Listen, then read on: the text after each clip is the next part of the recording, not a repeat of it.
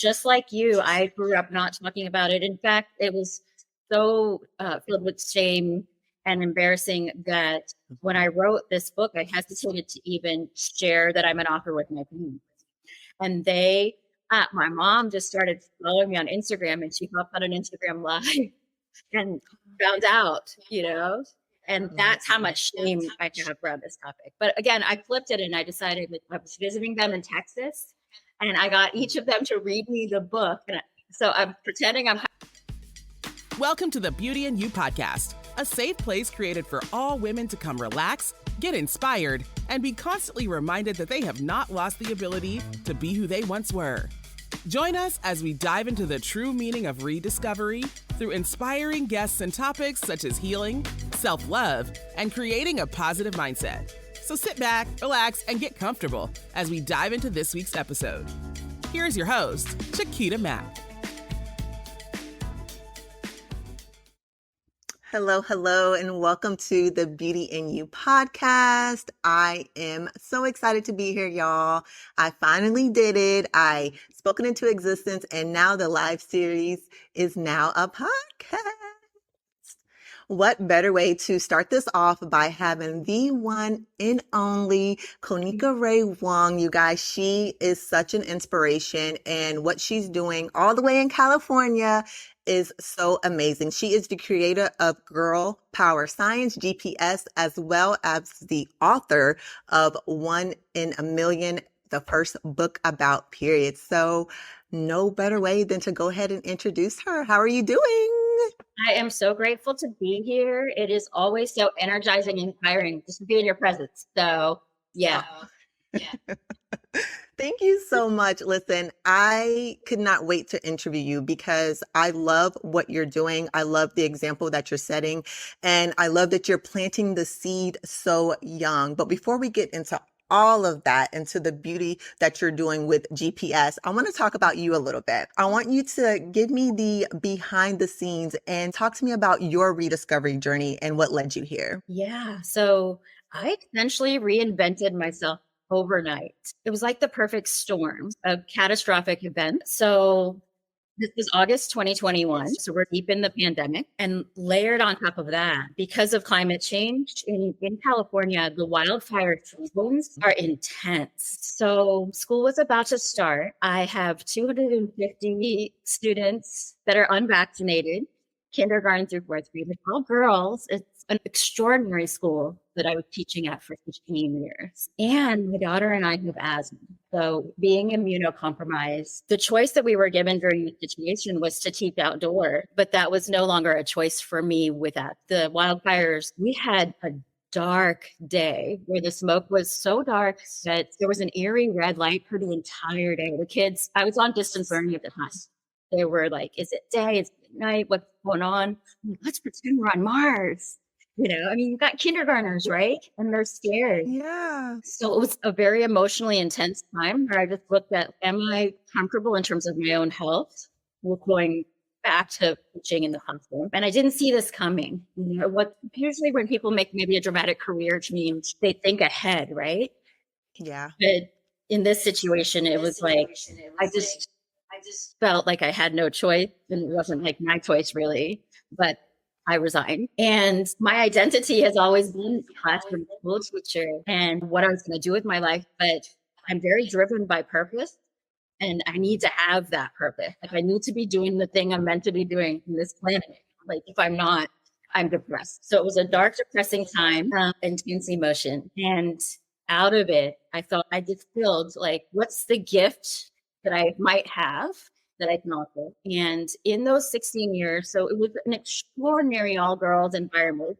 But this school is all about girl power. And my daughter was my own student for 5 years, kindergarten through fourth. So I really connected deeply with such inspiring moms and their daughters. The kind of people that are drawn to this particular school are just, change makers. And I was known for this part unit that I used to do a parent education copy was on it and teach the kids.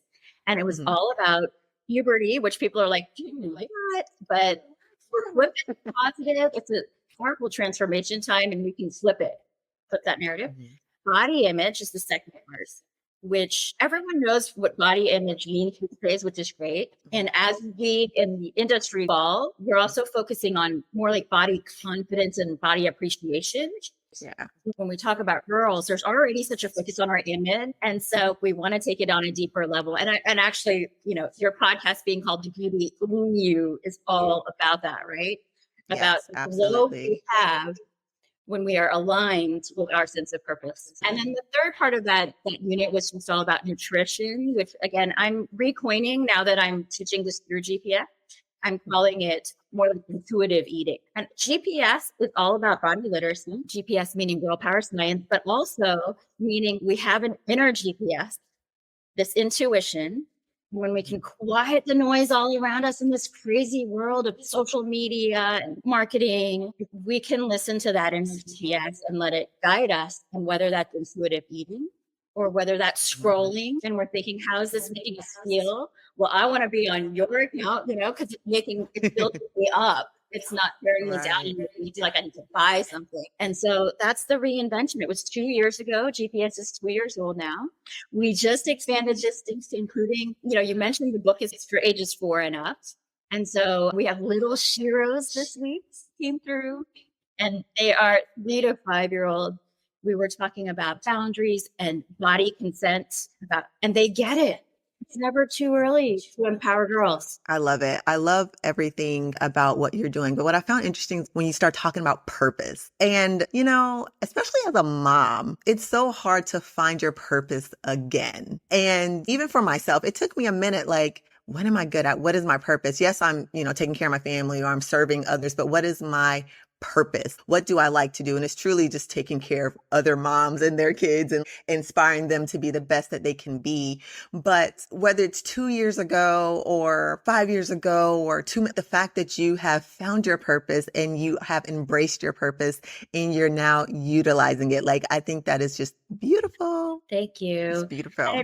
And it overlapped, so I have an only child, but these 250 kids, they were my daughters too. And then, you mentioned the mom. If we go further back in this journey, my experience learning about puberty when I was a kid was very traumatic. It was just not fun. And so flipping the narrative positive in this transformational time is healing for me personally. And when I flip the narrative for the moms that I also workshops with parents, it's so healing for them too. And there's another parallel universe going on here, which is perimenopause. And, so you reach midlife and you look back at your legacy and you're like, what am I going to do with this one precious life? So the emotions are more intense because of the hormone cocktail going through your body. And it's kind of a wake up call. And so some of the moms that I work with, because they had their kids in their 30s, are going through perimenopause because I'm working with a lot of 8 to 12-year-olds. And so we have this parallel journey of growth, time of like inner exploration. You're talking about like puberty and like your journey. Mine, my mom wasn't even talking to me about this stuff. We just didn't talk about it growing up, but I knew what a period was. I knew what was supposed to happen, mostly through like friends in school because you have health class. But I just remember freaking out. And then my mom's like, yeah, there's some stuff in the bathroom, just go. And I'm like, okay. And so it's just such a different time. And like I told you before, like my daughter, when she, had her moment, I was freaked out because I was not prepared. I wish I would have found you sooner. I was not prepared because I thought I had more time. And I thought that I could, like, when you're a teenager, I have this talk, like I had it all planned in my head, and it didn't go that way at all. At all for me. So planting the seed is really important. And like I said before, breaking the cycle, breaking those generational curses, showing that, hey, this is normal. This is what happens. We're all on a journey. Like you said, parallel journeys. We're all on a journey. I'm on a journey. My kids are on a journey, and we're all learning together and we're all growing together. So the fact that you're just planting that seed so early is beautiful. Yeah, I mean, that's, I think, the hardest part about life, right, is we don't have enough time. And the plot twist here is that girls are starting earlier. And so it's catching parents by surprise. This news is not being put out there enough. So it is normal for girls to develop breast when they're 7 years old. I think it is normal for girls to start their period in 3rd grade. And as we all know, as women, when we talk about change inside our bodies, it can be stressful. So the more time we have to learn the information and digest it, ask our questions, and revisit it too. So parents that are reading this book to their 4-year-olds, both sons and daughters, which I think is a beautiful thing, maybe they'll revisit when they're ready. Like there'll be a 4-year-old and then maybe there'll be a 6-year-old and revisit the conversation. Maybe also intuitive in their body. They'll know their period's coming, they'll see signs and then revisit. And ask those questions, being comfortable enough to ask those questions. I think the sooner you start talking about it and normalizing it, the more comfortable your children can become even talking to you about it. Like my kids both of them are very comfortable talking to me, but I wanted to set that foundation. I wanted to be like, hey, if you're going to hear from anybody, you need to hear from me. And so just expressing that, even with Leah, like your body changing and loving your body, loving who you are, being confident with yourself, trying new things. It's okay to be different. Just really implementing that now. And even with my son, he's so different. Like his style, he loves fashion. He's so different, but he's cool with it. And that's what I wanted,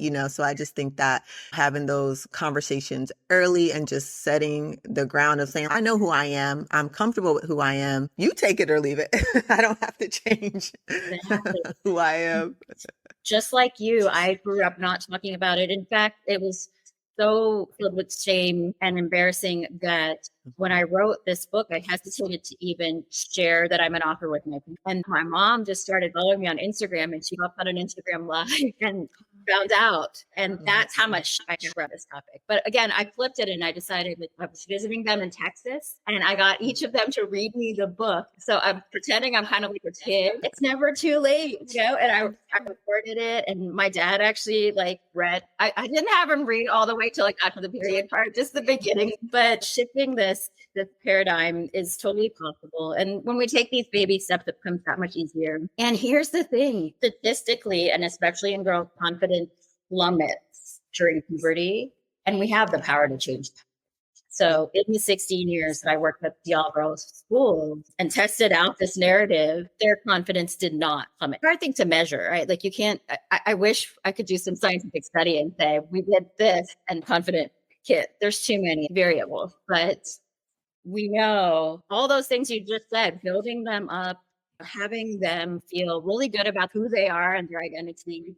I'm proud of being different. The world would be a really boring place if we were all the same. Absolutely. And so, just focusing on all of the parts of our identity that make us, and beyond our appearance, because the thing is that it's a hard time during the transformation where our appearance is shifting. And so if we can focus on that there are many parts of your identity that make you strong and balanced. Yeah. And that strong part, being careful how we even utilize that word. I know for my journey, my definition in the beginning, strong was not showing emotion and carrying everything on my shoulders and acting like everything was okay and not being expressive. I was a very, very quiet child growing up. And then now my definition of strong is showing emotion and speaking up and letting you know when you're not doing something right. And so it's just amazing how your own journey changes and you begin to do a lot of self-reflection, that was then, but this is what I've learned now. And we're constantly changing and evolving. And so I'm really careful, even when I talk to my daughter and I say, you're so strong, but I mean, your muscles are strong, you're stronger. You're showing me you're upset. Okay. Thank you for telling me that. That took a lot of courage. That's a lot of strength to do that. So just changing the narrative, like I said, breaking the cycle, changing the narrative, how we operate, how we talk. I mean, it's so important in their minds. It's so important. I love that. And here you are doing your thing. It's hard to imagine you're being quiet. It's so funny that you say that because I'm I am, even still though, I do this, I love doing this. I love what I do. I love the Quita Mack. I'm such an introvert though. And people don't believe, no, yes, I am.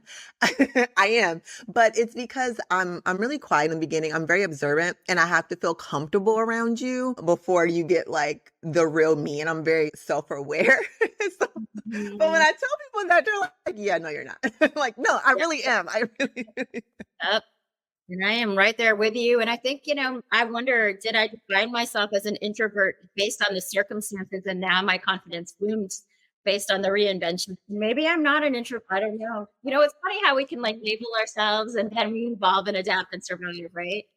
Mm-hmm. So, but I definitely, there's so much strength and power in introverts that unfortunately living in an extroverted world. And so actually a lot of the girls that sign up for my workshops, the mom's like, they fill out a form prior and they say she's shy. We want to bring her out of her shell.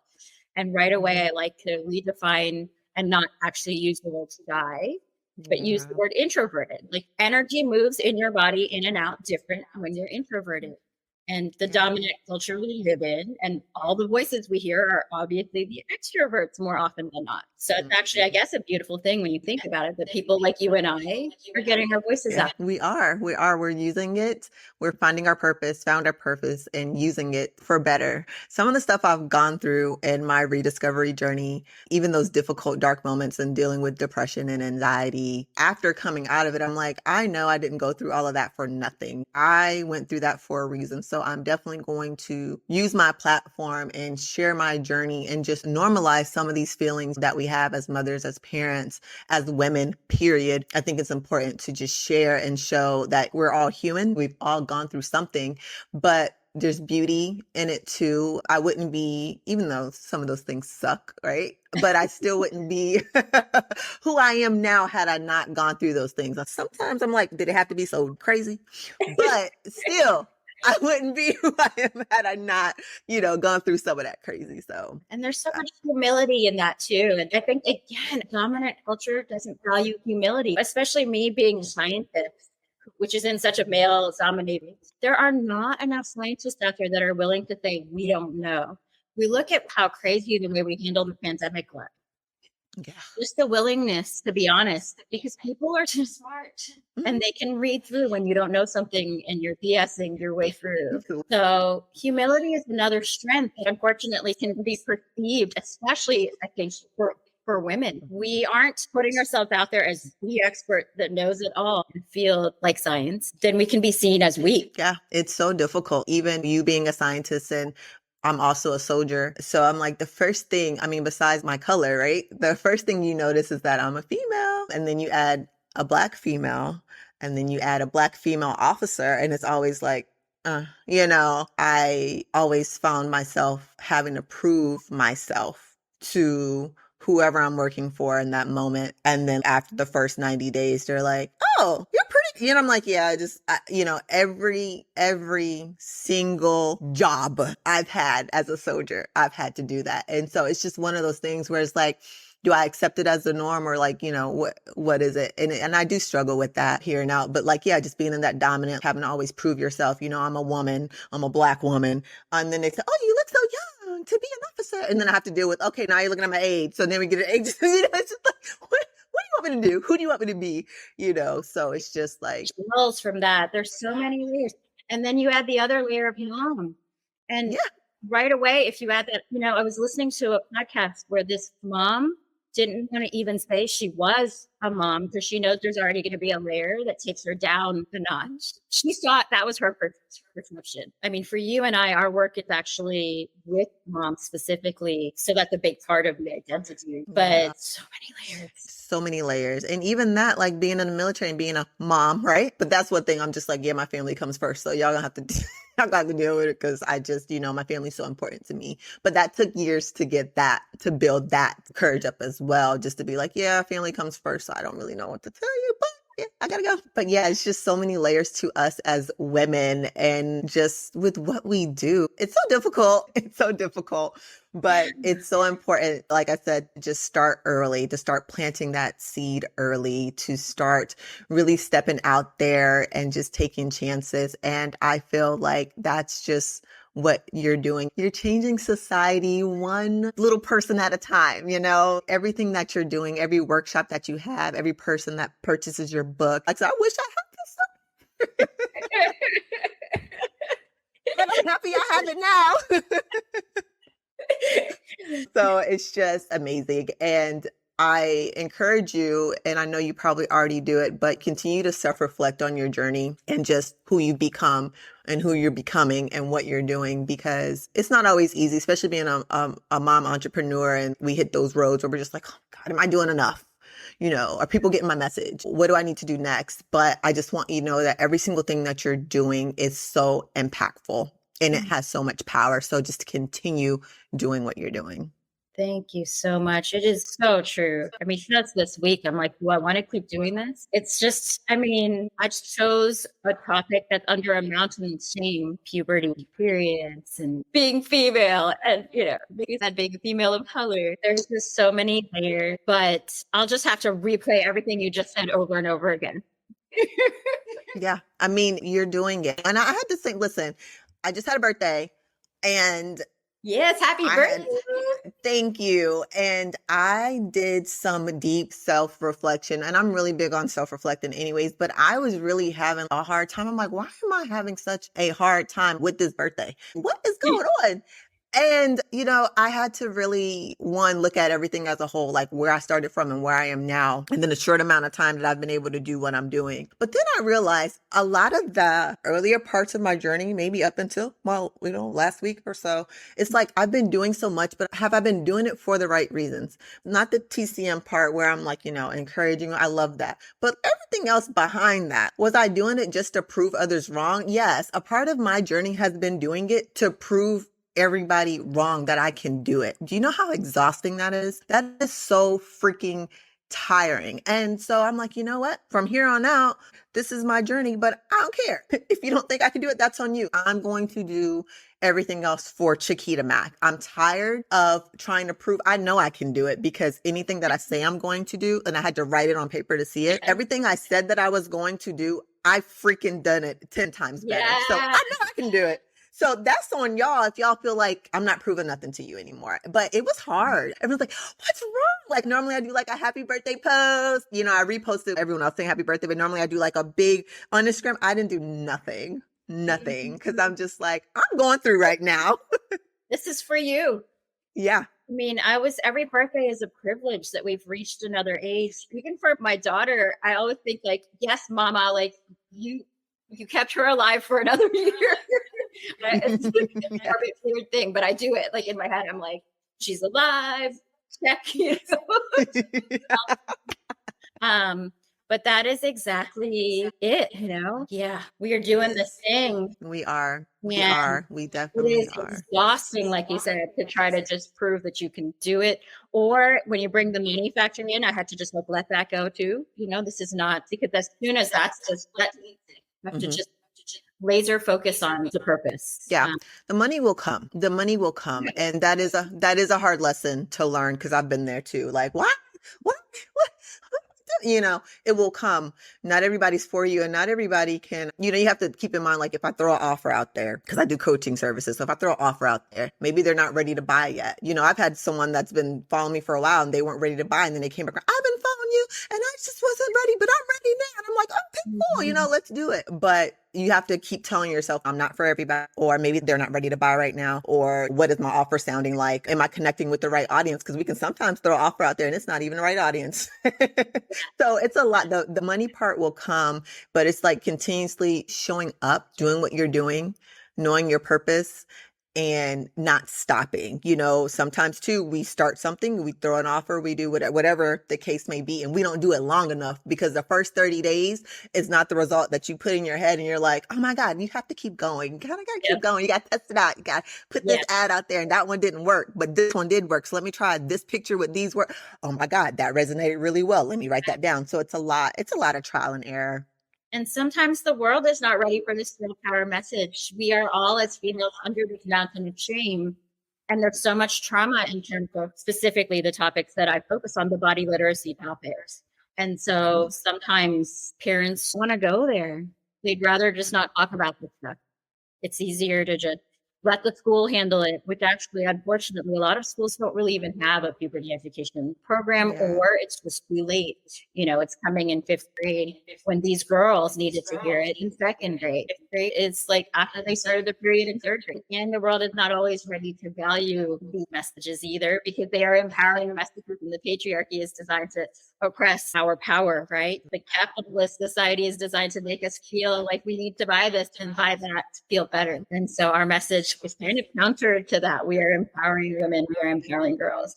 Absolutely. They're just not ready, but they will be ready. They will be ready. And I see you just traveling, speaking, doing workshops all over. That's where I see you, because it's important and it's very much needed Very Yes. much needed. You're like the first person I think of because someone, actually my daughter's track team, when it's like, they're like really nervous. They're like, Mama Mac, come here, pull up your Instagram, tell them something positive. Oh, And so they're like, you're their self-confidence coach. And I'm like, you know what? If I ever do a self-confidence workshop, you're coming to DC. I'm just telling you right now, you would be like the yeah. first person I immediately called to think of because you know this stuff better than I do. I can give y'all some affirmations, but you got everything down. Well, Got everything down packed. But like I my said, I mom love is what you're in doing. Virginia. I'll be there. Your mom's in Virginia? Yeah. Oh, yeah. Even if you go see mom, tell me. Awesome. Okay. Yeah, I love to meet my sisters, my Instagram sisters. Any chance I get, I love to meet up. So yes, if you go see mom, still tell me because we'll just Okay. Awesome.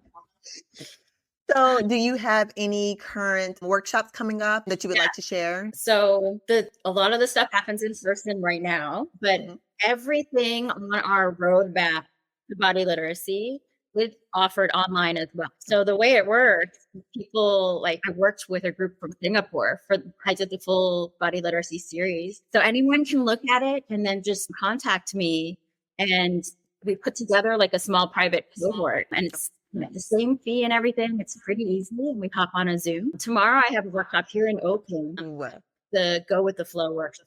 So it's all about creative power. And now I have a Flow 2.0 for kids that already took the first intro and they want to go deeper into questions. I like less is more in terms of empowering kids too. Back in the day, we talked about this big talk and planting little seeds. There's lots of parent education coming up. So in October, there's one that I'm really excited about. I've called it the Mindful Metaverse, and it's how to talk to kids about porn. oh, This is a new Wow. frontier for me. I practiced it over the summer with a couple of summer camps, and it went so Mhm. well. Man, the kids had so much to talk about it. It's like a topic that had come up a little bit already for young kids. Like we're even talking second graders have had exposure during the pandemic. They had so many technology devices, right? Yeah. And so excited about that one. And that one is an online course. So it's called Mindful Metaverse, and it's in October. So I'm gonna have to look at that. That's so awesome that you're even touching that. The fact that like my niece who's 3, she can probably do more on her phone than I freaking, again, everything is just starting so soon, but I love it. I love that. Oh my God. I really have to take a look into all of this. Really, Awesome. really do. And can you tell everyone where they can find your book? Yes. So it's on Amazon. It's 1 in a Million, a first book about periods for ages 4 and up. Like for our kids, we're 6th graders that also love it. And it's also on our website, girlpowerscience.com. And of course, we found each other on Instagram at Girl Power Science. Yeah. My Instagram sister. Yes. I want to thank you so much for being a part of the Beauty and You podcast and just being a part of my journey. Like I said, I love everything that you're doing and you're such an inspiration, especially to myself and my daughter. And so we will forever be connected. Yes. Thank you. Thanks for having me. I am energized, ready to start my Saturday. It's 9:00 here. Yeah. Have a great, great day. And yes, I will be checking in with you soon. Thank you. Bye-bye. All right. Bye. Thank you for joining us on this week's episode of the Beauty and You podcast. Don't forget to rate, review, and subscribe. Visit us at thechiquitamack.com or join us on Instagram at thechiquitamack for your daily motivation and inspiration. Tell a friend to tell a friend. Until next time.